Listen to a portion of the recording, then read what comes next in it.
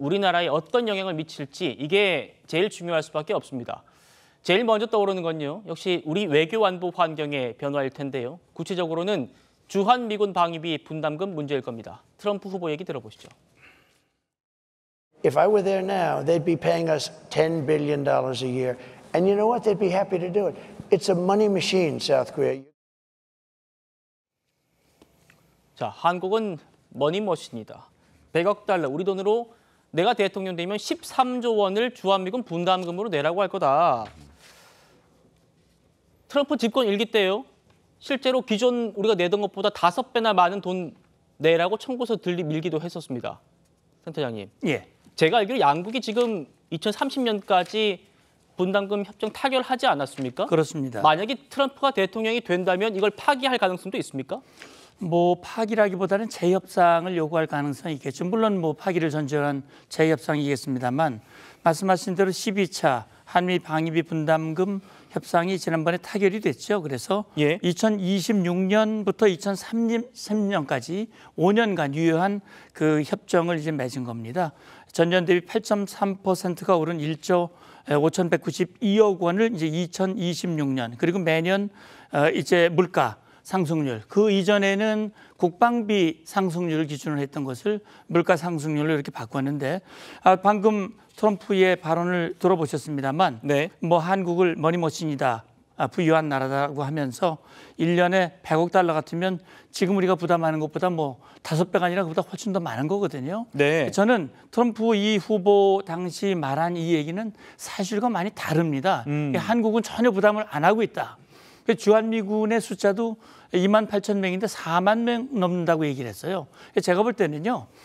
물론 이제 새 정부가 출범이 되면 이 문제에 대해서 재협상을 하자는 요구할 가능성이 현재로서는 많아 보인다는 전제하에 우리가 대비를 해야 될 것 같은데 그 전에 이제 인사들이 2기 행정부 인사들이 꾸려지면 우리 한국이 얼만큼 좀 기여하고 있는지 지금 방위비 분담금이 어느 정도 규모인지 그다음에 한국의 기여 그 역할 이런 것들을 충분히 설명을 해서 합리적인 수준에서 조율해 나가고 우리가 만약에 조금 더 부담을 한다면 미국에 더 우리에게 기여할 부분을 우리가 요구할 부분들을 요구하는 이런 협상이 필요할 것 같습니다. 예,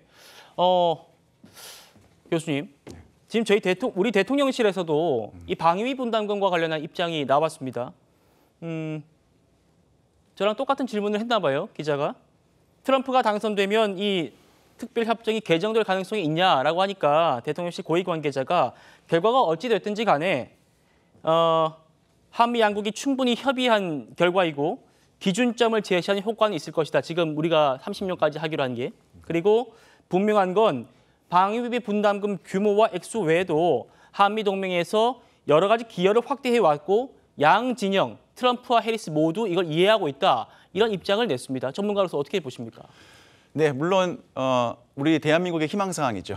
그런데 트럼프 대통령의 과거의 어떤 발언이나 성향을 봤을 때 저는 방위비 협상을 파기하고 재협상에 나갈 가능성이 현실적으로 좀 높다고 생각합니다.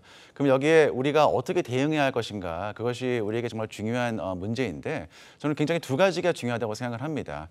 현재는 물가 상승률과 이것이 방위비 인상이 연동이 되어 있는데 우리가 아무리 이것을 인상한다 하더라도 우리 대한민국의 국방비 상승률 그 이상으로 넘어서는 그 방위비 증액은 어렵다, 불가능하다라는 그 국방비 상승률과의 연동 원칙은 저는 반드시 지켜야 된다고 생각을 합니다.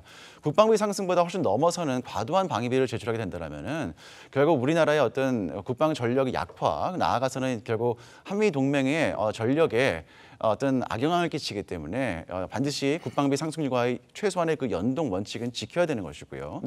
두 번째는 트럼프 대통령은 늘 이런 식으로 얘기합니다.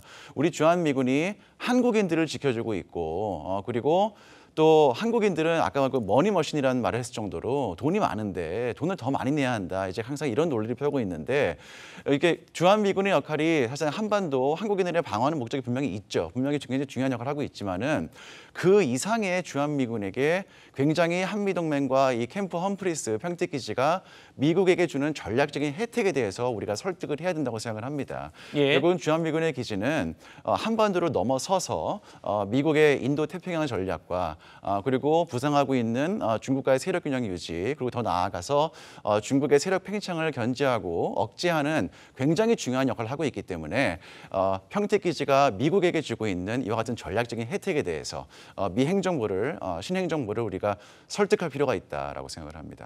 알겠습니다. 위원장 위원님 어떻게 보십니까? 이 방위비 문제. 그러니까 이게 이제 우리가 한번 경험을 했지 않습니까? 지난 이제 트럼프 1기 때 우리가 이제 방위비 협상들을 쭉 해왔고 트럼프 대통령을 끊임없이 이제 설득을 해왔고 또 이제 트럼프 대통령이 이제 미북 회담을 이제 이루어왔죠. 이제 그러면서 결국 인상되는 효과는 있는데 제가 볼 때는 아마 우리 정부도 이 현실적인 부분에 대해서 인정은 하긴 해야 될 것 같아요.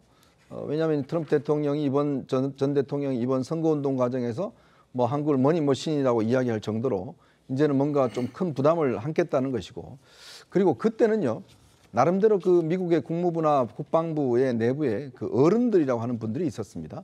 그러면 트럼프 대통령이 굉장히 튀는 주장들을 많이 해왔거든요. 결정들을 뭐 미군들을 철수시키겠다든지 뭐 등등 해왔지만 그래도 미국 내에서 그나마 어떤 합리적인 사람들이 굉장히 그걸 막아왔고 또 그걸 버텨왔어요.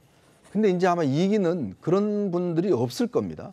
그러면 예전보다 우리가 훨씬 더 악화된 상황에서 이제 트럼프 정부를 이제 맞이해야 되는 것이고 또 하나는 그동안 윤석열 정부가 주로 이제 민주당을 상당히 어떤 면에서 바이든과 함께 워싱턴 선언을 했지 않습니까? 네. 당시에 이제 워싱턴 선언을 통해서 이제 한반도의 어떤 안전을 했는데 문제는 지금 그 워싱턴 선언의 두 주역들이 지금 미국과 일본의 이 두 주역들이 다 이제 없어진 상황이에요.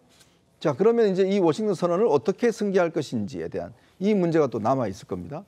그리고 지금 우리 정부도 그렇고 우리도 그렇고 이게 지금 재빠르게 미국의 일단 공화당 그다음에 트럼프 측과 접촉에 나서야 되는데 아마 기억하실 겁니다. 아베 당시 총리가 제일 먼저 만났거든요. 트럼프 그렇죠. 대통령을 만나서 여러 가지 어떤 이야기를 하고 뭐 골프도 같이 치고 뭐 이런 걸 했었는데 트럼프를 제일 잘 다룬 정상이 그렇죠. 아베였다라는 얘기도 있었습니다. 네, 그러니까 그만큼 빠르게 움직인 겁니다.